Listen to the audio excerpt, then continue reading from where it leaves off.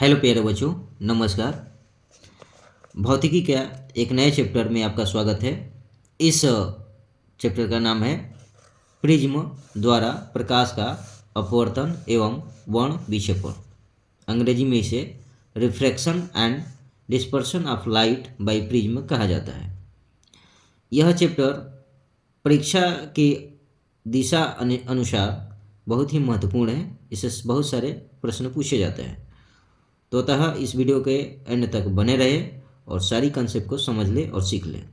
तो चलिए वीडियो को शुरू करते हैं। एक छोटा सा रिक्वेस्ट है कि अगर आप वीडियो पर नए हैं तो वीडियो को लाइक करके चैनल को ज़रूर सब्सक्राइब करें, क्योंकि इस चैनल पर आपको रेगुलर बेस पे साइंस के ही वीडियो मिलेंगे, किसी अन्य सब्जेक्ट का नहीं मिलेगा। ठीक है, पहले हम समझेंगे प्रिज्म क्या होता है। उसके बाद कक्षा 10वीं से संबंधित जो बोर्ड एग्जाम में आने वाले प्रश्न होते हैं उससे संबंधित कंसेप्ट को हम समझेंगे और जानेंगे। तो चलिए वीडियो को शुरू करते हैं। पहला परिभाषा है कि प्रिज्म किसे कहते हैं, यानी कि प्रिज्म क्या है। तो परिभाषा के तौर पर हम इसे लिखेंगे कि प्रिज्म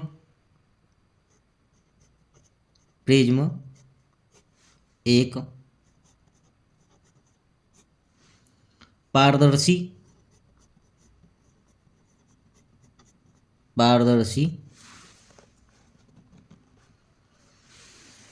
ठोस वस्तु है,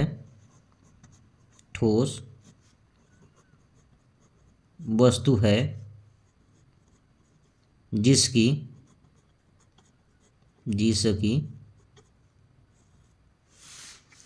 दो समतल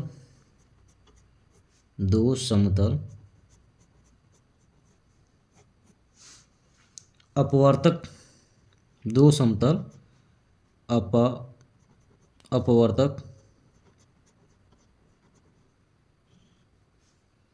सतहें होती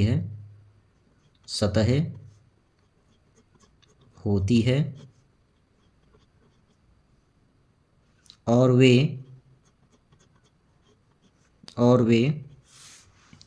एक दूसरे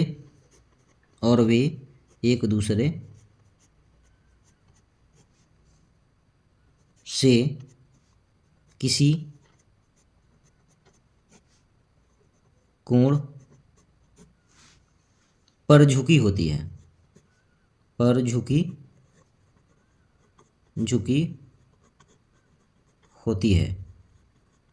ठीक है, तो ये सारी बातें आपको पहले लिखना है। ठीक है, ये होता है प्रिज्म का परिभाषा। ओके, अब यहाँ से कुछ और बातें आपको समझना है कि पहले तो सर आप हमें प्रिज्म बता दीजिए, प्रिज्म कैसा होता है, कैसा दिखता है।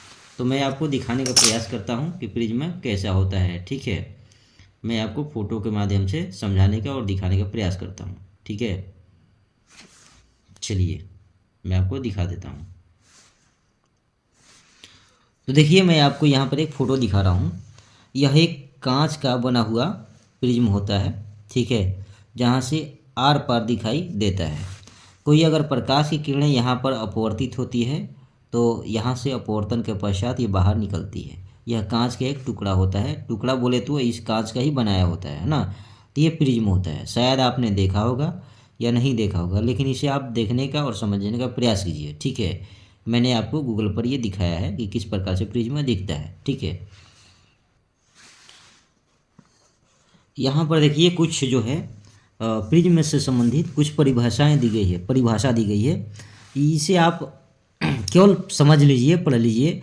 ज़रूरी नहीं है कि आपको इसे याद करना है। जो चीज़ें याद करने वाली चीज़ें हैं आपको मैं बता दूंगा। ठीक है, देखिए यहाँ पर यह अपवर्तक पृष्ठ, यानी कि अंग्रेजी में इसे बोलते हैं रिफ्रैक्टिंग सरफेस। ठीक है, अब प्रिज्म छोड़िए, मैं बोल रहा हूँ कि जब आप जो है समतल दर्पण के सामने खड़े होते हैं तो कौन सा पृष्ठ जो होता है अपवर्तक या परावर्तक होता है। तो आप बोलेंगे सर आगे वाला, क्योंकि आगे वाला जो चीज सरफेस होता है यानी सतह जो होता है वो चमकीला होता है और उसमें जो होता है हमारा चेहरा दिखाई देता है। ठीक इसी प्रकार से जिन समतल पृष्ठों से प्रकाश का अपवर्तन होता है वे अपवर्तक पृष्ठ कहलाता है। ठीक है, यानी कि प्रिज्म का जो सतह होगा या पृष्ठ होगा जहाँ से अपवर्तन की प्रक्रिया होगी, उसे हम अपवर्तक पृष्ठ कहेंगे। क्या कहेंगे? अपवर्तक पृष्ठ कहेंगे। ठीक है, जैसे कि यहाँ पर एक रफ प्रिज्म बनाया गया है, तो यहाँ से जब हम प्रकाश की किरणें डालेंगे तो ये क्या है? एक सतह है या पृष्ठ है, तो इसे बोलेंगे अपवर्तक पृष्ठ। अगर हम इधर से डालते हैं तो ये क्या हो जाएगा? यह आपका एक पृष्ठ बनेगा, तो इसे बोलेंगे अपवर्तक पृष्ठ, है ना।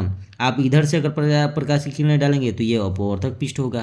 तो जहाँ से आप प्रकाश की किरणें डालेंगे और जिस सतह से डालेंगे उसे हम बोलेंगे अपवर्तक पृष्ठ। ठीक है, चलिए प्रिज्म कोण क्या होता है? तो प्रिज्म का कोण क्या होता है? देखिए यह एक ए बी ई डी है ना, और इधर से ए सी एफ डी, ये दोनों क्या है? अपवर्तक पृष्ठ है। क्या है? अपवर्तक पृष्ठ है। तो ये जो अपवर्तक पृष्ठ हैं, तो यह जो अपवर्तक पृष्ठ है जिस कोण पर ये झुके होते हैं, इसे हम प्रिज्म कोण कहते हैं। यही बात लिखा जाएगा कि अपवर्तक पृष्ठों के मध्य बने कोण को प्रिज्म कोण कहते हैं, है ना। अगर आप इसे लिखना चाहते हैं तो लिख सकते हैं कि अपवर्तक पृष्ठों के मध्य बने कोण को प्रिज्म कोण कहते हैं। यहाँ पर दिखा रहा है कि एंगल यानी कोण बी ए सी, तो कौन सा? बी ए सी।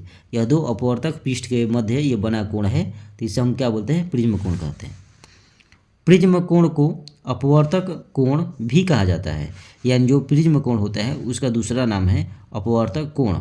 ठीक है, अब कह रहा है कि ये बहुत इंपॉर्टेंट है कि पूछा जाता है कि बताइए कि आदर्श प्रिज्म का कोण कितना होता है? प्रिज्म कोण कितना होता है? तो देखिए आदर्श प्रिज्म का प्रिज्म कोण 60 डिग्री होता है। यानी कोई भी अगर प्रिज्म अच्छा तब होता है जब उसका प्रिज्म कोण 60 डिग्री होता है ना।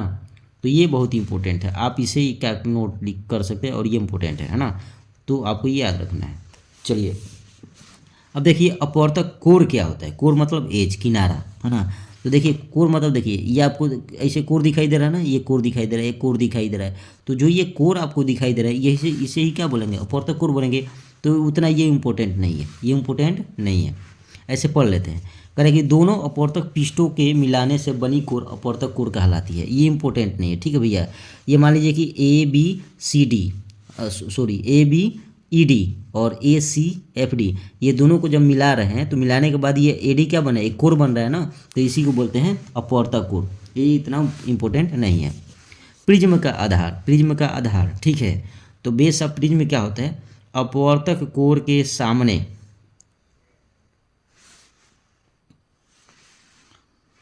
सो वही बोला जा रहा है कि देखिए अपवर्तक कोण के सामने वाले पृष्ठ को प्रिज्म का आधार कहते हैं। अब मैंने आपको बताया कि ए बी ई डी और ए सी एफ डी यह दो अपवर्तक पृष्ठ हो गए। तो अपवर्तक पृष्ठ के ये हो जाएगा अपवर्तक कोण। क्या हो जाएगा? अपवर्तक कोण। और इसके सामने नीचे, एकदम नीचे जो होगी उसे हम बोलेंगे प्रिज्म का आधार। ठीक है, प्रिज्म का आधार बोला जाएगा। ठीक है, मुख्य परिच्छेद प्रिंसिपल सेक्शन ये इंपॉर्टेंट नहीं है। ठीक है, करें कि अपवर्तक पृष्ठ के अभिलंबवत किसी तल द्वारा काटे गए परिच्छेद को प्रिज्म का मुख्य परिच्छेद कहते हैं। ठीक है, ये इंपॉर्टेंट नहीं है, आपको समझने की ज़रूरत नहीं है। ठीक है, हटा देते हैं इसे। सो अभी जो हमने पढ़ा था उसको मैं रिवाइज करके आपको बता देता हूँ। मैंने अभी पढ़ा था कि प्रिज्म क्या है, यानी प्रिज्म किसे कहते हैं, तो मैंने डिफिनीशन आपको लिखवाया था। ठीक है, उसके बाद यहाँ से मैंने आपको लिखवाया था अपवर्तक पृष्ठ क्या होता है, मैंने समझाया था। ठीक है, तो अपवर्तक पृष्ठ के बारे में आपको जानकारी होना चाहिए कि अपवर्तक पृष्ठ क्या होता है। अपवर्तक पृष्ठ मैंने बताया था कि जिन समतल पृष्ठों से प्रकाश का अपवर्तन होता है वे अपवर्तक पृष्ठ कहलाते हैं। ये इंपॉर्टेंट है, आपको इसे याद रखना है। ठीक है, उसके बाद प्रिज्म कोण क्या होते हैं, तो मैंने बोला था, आपको समझाया था कि अपवर्तक पृष्ठ के मध्य जो कोण बने होते हैं उसे प्रिज्म कोण कहते हैं। ये याद रखना है आपको, ये भी इंपॉर्टेंट है। उसके बाद ये याद रखना है कि एक आदर्श प्रिज्म का प्रिज्म कोण 60 डिग्री होता है, ये इंपॉर्टेंट है ना।